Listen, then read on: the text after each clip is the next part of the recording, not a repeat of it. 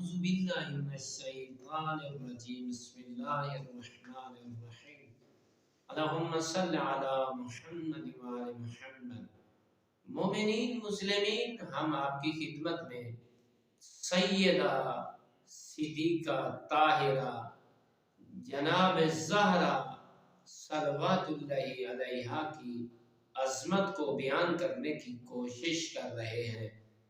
Be be کی پاکیزگی اور طہارت کا اندازہ آپ اس لمحہ سے لگائیں کہ جب اللہ رب العزت نے رسول اللہ کی دختر ارجمند اس زہرا کو بیٹا حسین علیہ السلام کی صورت میں نصیب فرمایا تو رسول اللہ کی پھوپھی ہیں جناب صفیہ، تو جو ہی ولادت باسعادت ہوتی ہے امام حسین علیہ السلام کی، تو اپنی بیٹی کے گھر رسول اللہ صلی اللہ علیہ وآلہ وسلم تشریف لاتے ہیں اور یہ فرماتے ہیں کہ پھوپھی جان، یہ مولود، یہ میری بیٹی کا بیٹا میری طرف لے آئیے۔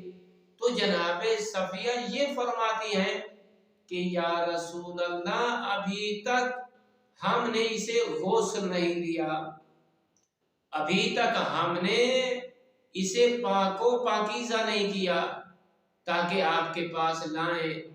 تو رسول اللہ اسے سمجھاتے ہیں یہ حدیث مولا کی کتنی اہم ہے، اس سے مقام حسین علیہ السلام اور مقام زہرا اور زیادہ واضح ہو جاتا ہے۔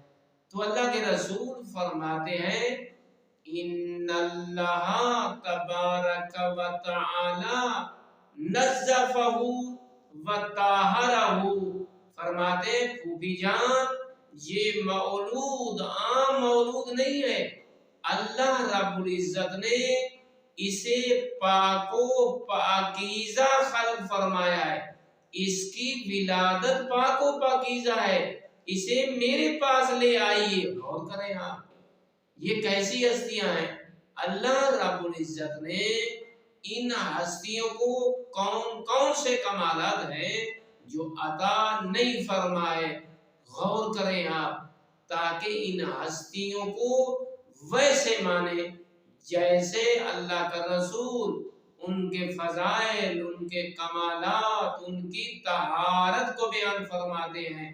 یہی وجہ ہے انشاءاللہ ہم آگے ضرور بیان کریں گے۔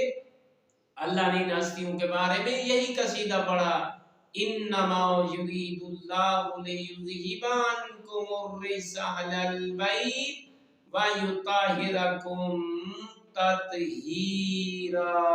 اللہم صل علی محمد وآل محمد۔ انشاءاللہ اللہ ہم سب کو اہل بیت اطہار علیہم السلام کی معرفت زیادہ نصیب فرمائے گا۔ والحمدللہ رب العالمین۔